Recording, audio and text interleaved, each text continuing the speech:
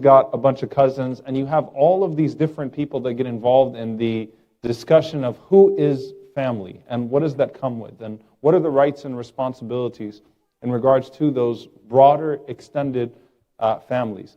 So subhanAllah, tonight actually turned out to be one of the most beautiful halaqas in preparation. At least I found it to be as such when I was looking through the material and the content, because it really shows how Islam broadens that scope of mercy and compassion and love. And I personally just really enjoy the narrations in this regard.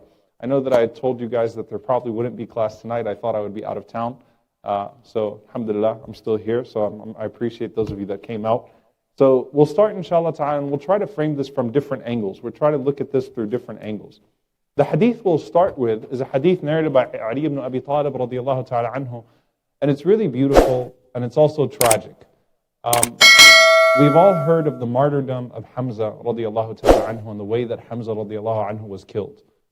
And Hamza was a beloved man to the Prophet ﷺ. The Prophet ﷺ cried over Hamza like he cried over nobody else. The sister of Hamza came running to the battlefield to see his body, and she cried and cried and cried and wept over Hamza radiallahu anhu. So he clearly occupied a major position in the hearts of those people around him, in the hearts of his family members. And usually when you think of Hamza, you think of Hamza the warrior. But Hamza radiallahu anhu clearly was a very beloved man to his people. Now, you don't hear about the effect of Hamza's martyrdom on his family, on his wife and his kids, right? And that's just usually because those things get lost in the stories, in the epic battles, and in the tales. And this hadith addresses what happened. It's actually a tragic scene that after Hamza radiallahu ta'ala anhu was killed, the daughter of Hamza ran after the family of Hamza radiallahu anhu, meaning his cousins and Banu Hashim basically, ran after Banu Hashim crying. She pursued them crying. And Ali is the narrator, so Ali obviously is related to Hamza. How is Ali related to Hamza? Ali is his nephew, okay? His father, Abu Talib, is the brother of Hamza radiallahu anhu. So Ali radiallahu anhu is the nephew of Hamza.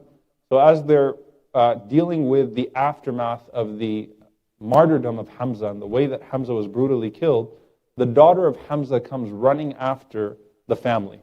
And the first person she comes to is Ali. She recognized Ali radiallahu ta'ala anhu.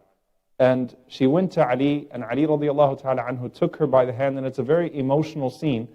And Ali radiallahu ta'ala anhu told Fatima, his wife, radiallahu anha, who is also related to Hamza, of course, because she's the daughter of the Prophet ﷺ. I don't want to lose you guys. I want you to just appreciate the gravity of the scene and how everyone's got a connection here. Ali is the nephew of Hamza. So this is technically his cousin, okay? Fatima is the niece, the grandniece of Hamza, because Hamza is the uncle of her father, Muhammad sallallahu alaihi wasallam. And they're married to each other, so they both obviously have a deep connection to this child. So Ali radiallahu anhu, emotionally, he takes the hand of this girl and he says to Hamza, he says to Fatima, his wife, that take your uncle's daughter, meaning that that she's coming home with us. Basically, she's our responsibility now and we're going to take her in. So Fatima picked her up.